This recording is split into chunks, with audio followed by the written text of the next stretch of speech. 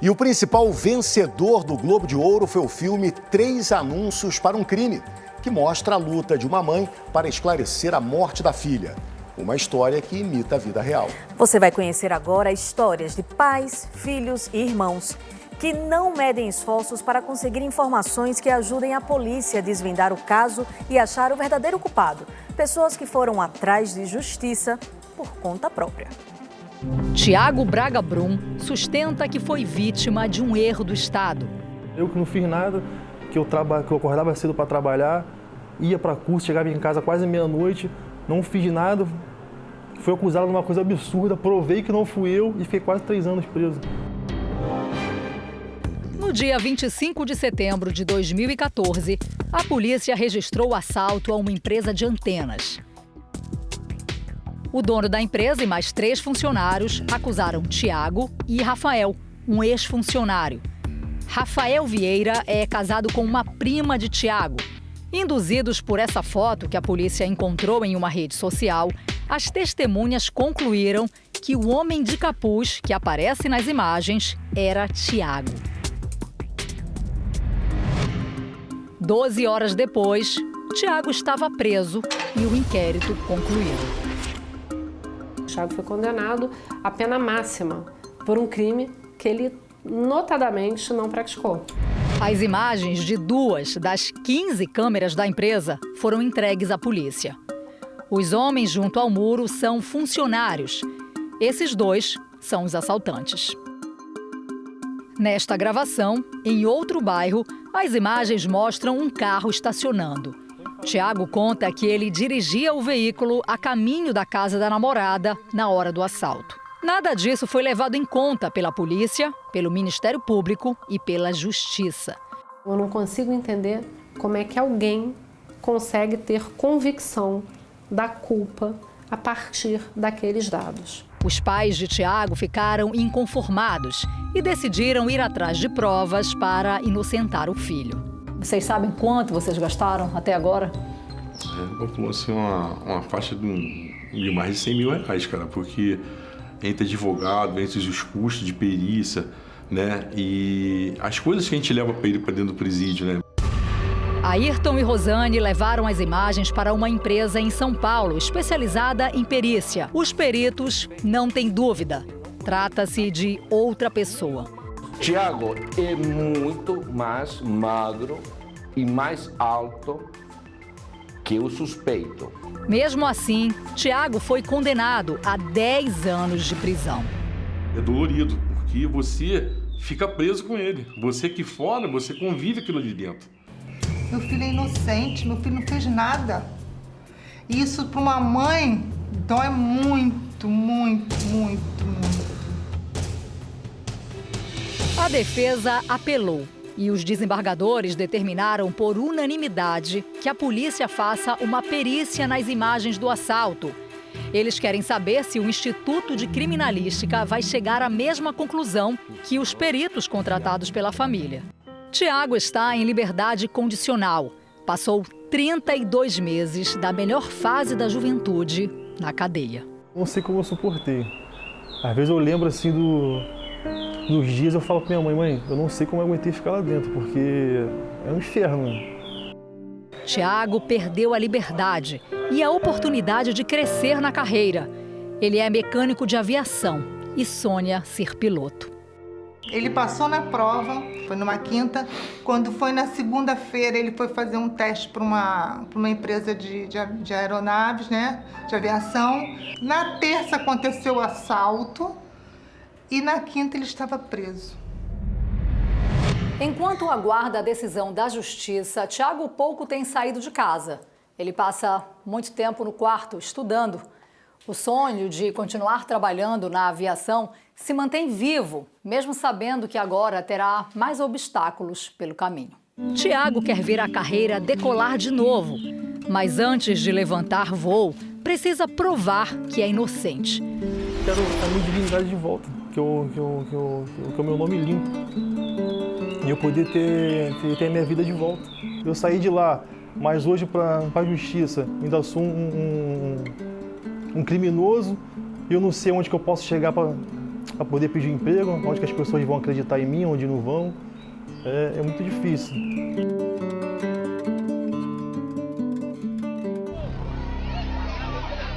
Um tribunal a céu aberto, sem provas, nem defesa. Em vez de juiz, carrascos.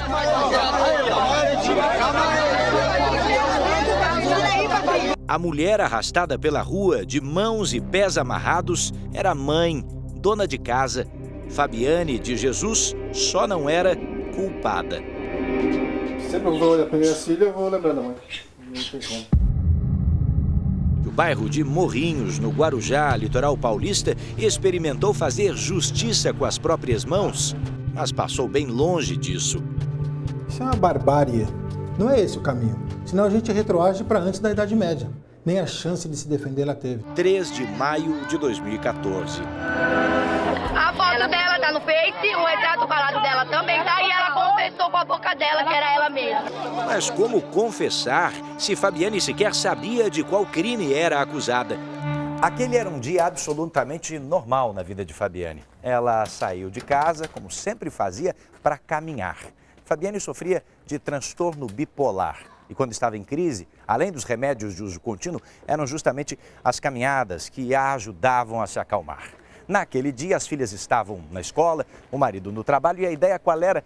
Era visitar uma irmã que trabalhava num mercadinho no final dessa rua, pois foi nesse caminho que tudo mudou.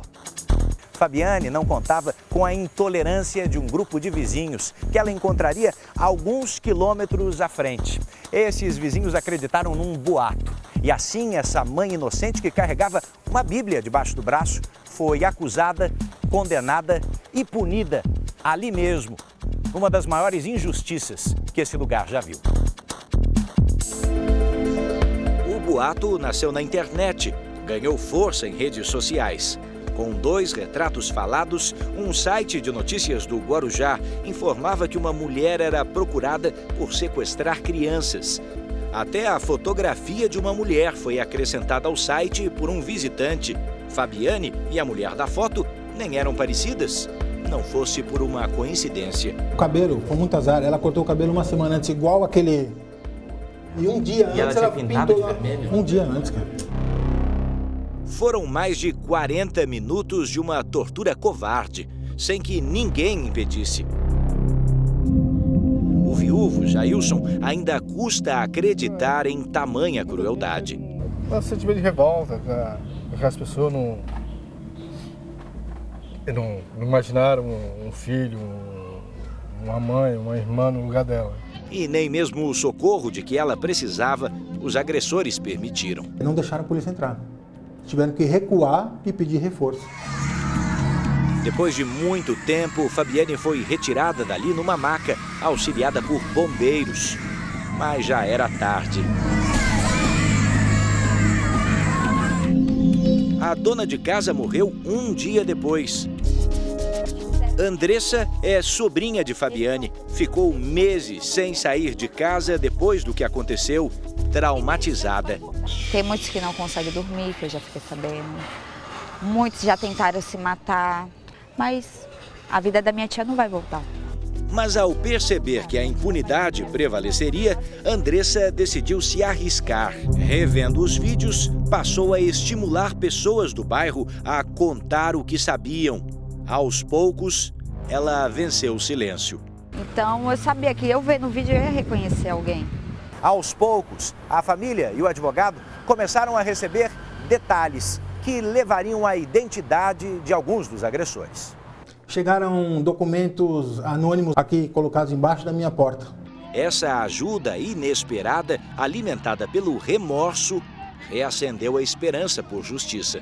Sem essa espécie de investigação paralela, digamos assim, teria sido possível chegar ao mesmo resultado? Certamente não. Só então, juntando as peças, Abel, Carlos, Jair, Valmir e Lucas foram direto para o banco dos réus. Cumprem penas de até 40 anos de prisão pelo assassinato de Fabiane. Esses 5 são os que foram identificados. Não houve caça às bruxas. Não houve uma investigação irresponsável por parte da polícia. Fazer justiça por prova sem prova, está condenando uma pessoa. uma família a caminho de casa.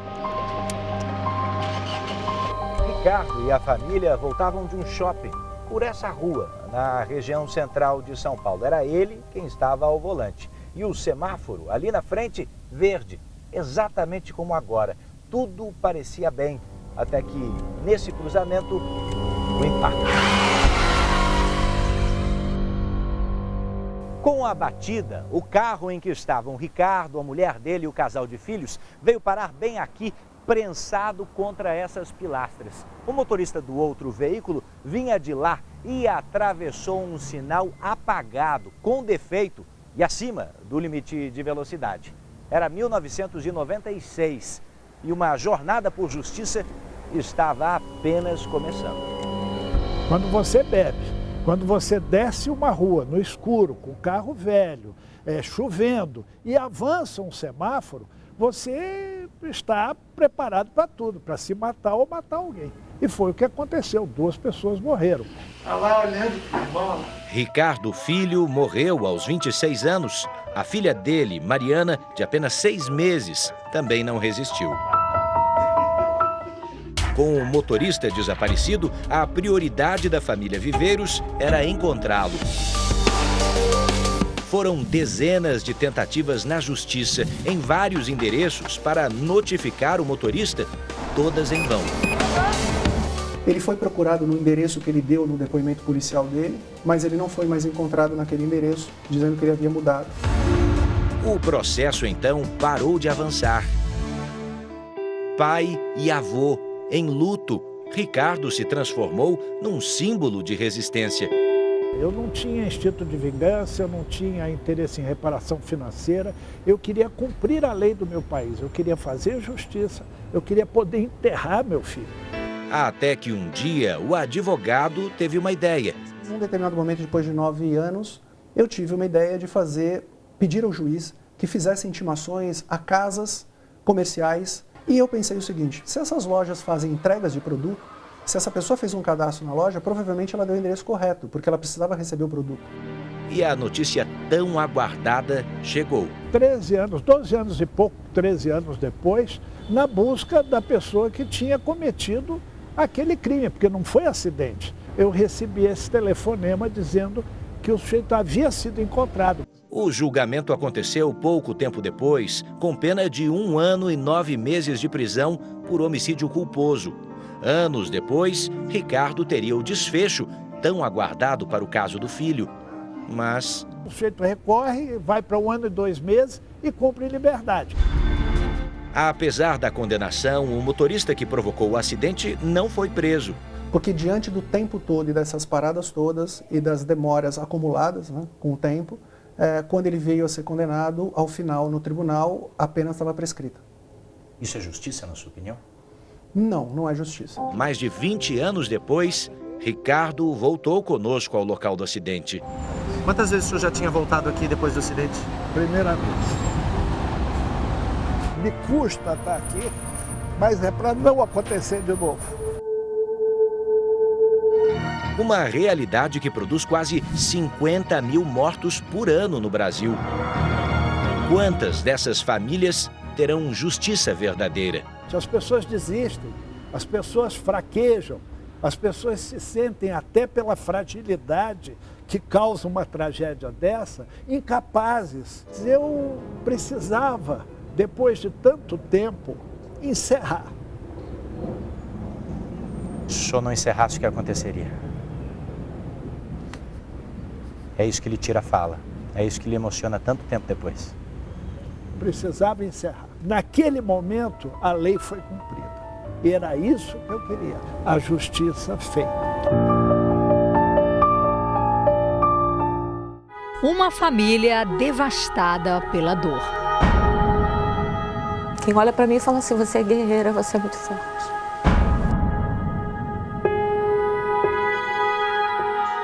Perder o filho e lutar pela condenação dos acusados abalou a saúde de Cláudia.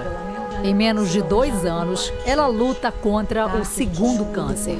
Escutei isso até dos médicos. Até pelo fato de ter sido na mama maternal. Diogo José Nogueira Dias era o único filho de Cláudia. Hilton era o padrasto que ele chamava de pai. Diogo tinha 22 anos e namorava Gabriele Oliveira de Macedo. Ele não sabia, mas Gabriele também mantinha um relacionamento amoroso com o capitão da Polícia Militar, Rômulo Gonçalves Marques. Na versão da família, os dois queriam dinheiro para pagar uma dívida e seduziram Diogo para um encontro. O objetivo era extorquir R$19 mil, dinheiro de uma indenização que a família de Diogo havia recebido. Não perdoo. Não perdoo. Essas são as últimas imagens de Diogo, gravadas em julho de 2012. Ele aparece na estação de metrô da Pavuna, na zona norte do Rio, acompanhado do capitão Rômulo e outro homem. Gabriele também estava lá. Ela aparece encostada na parede.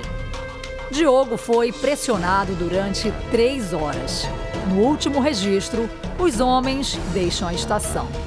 Depois desse momento, Diogo desapareceu. Hilton e Cláudia só descobriram que Diogo estava morto 4 dias depois. Os pais do garoto apresentaram à polícia o chip do celular e as últimas mensagens enviadas por ele para o celular da mãe. Se acontecer algo, a Gabi sabe quem foi. A partir daí, a namorada vira peça-chave na investigação. Mas Gabriele só foi chamada para depor 20 dias depois do crime. Rômulo foi intimado 3 vezes e não veio. Nos 2 anos em que o caso esteve na divisão de homicídios, ninguém foi preso. Deu tanto tempo que o principal responsável pelo homicídio acabou saindo do Rio de Janeiro, se ausentando do Rio de Janeiro, indo para a Força Nacional, ou seja, continuando na estrutura de segurança. Indignados com a demora na investigação, Hilton e Cláudia decidiram, por conta própria, ir atrás de mais provas. Os dois são advogados. O conhecimento jurídico facilitou o caminho. Além das imagens do circuito interno do metrô e da quebra de sigilo telefônico, o casal conseguiu mais uma prova fundamental. O padrasto solicitou a perícia das balas encontradas no corpo de Diogo. O rastreamento autorizado pela Justiça revelou que a munição pertencia à Polícia do Rio de Janeiro. Ele matou o Diogo com a munição da Polícia Militar, porque se tinha um laudo da indústria brasileira de armas dizendo que o projetil 3 partiram da posição da Polícia Militar e 1 da Polícia Civil, bastava focar, descobrir em qual quartel que estavam, qual era a arma que ele foi deflagrado, em qual data que foi deflagrado e quem portava essa arma. Antes de morrer, Diogo foi torturado. O corpo foi encontrado às margens da Via Dutra. Confiantes com o resultado da perícia, Hilton e Cláudia não desistiram e foram ameaçados. Toma cuidado, que vocês estão indo longe demais. Tem policial envolvido, vocês vão morrer. Mas a família insistiu. Eu não tenho medo, nunca tive medo de correr atrás, porque me tiraram o que eu tinha de mais importante nessa vida, né? Uhum. Mas é decepcionante, até pela profissão, sabe? A gente contar com uma investigação mais profunda, mas tem coisas que estavam muito na cara e como é que não conseguem ver? As provas reunidas pelos pais de Diogo só foram levadas em conta 2 anos depois, quando o processo foi transferido para a delegacia da região onde o crime aconteceu. Era como se as investigações estivessem começando do zero. Nós fomos elogiados tanto pelo Ministério Público como pelo delegado, pela participação no caso. A gente escutou que são raras as famílias que querem correr atrás. Só que não pode deixar um caso de um homicídio de um garoto cair no esquecimento. A luta sofrida e solitária começava a surtir efeito. Rômulo e Gabriele foram presos 4 anos depois do assassinato de Diogo. Isso de alguma forma aliviou você? Foi um alento. Hilton e Cláudia seguem os dias lutando pela manutenção de Rômulo e Gabriele na cadeia. Mesmo que consigam, se sentem tão prisioneiros quanto eles. A maior penada nisso tudo é a família, né? Por maior que seja a pena que eles vão ganhar, a maior penada vai ser a família.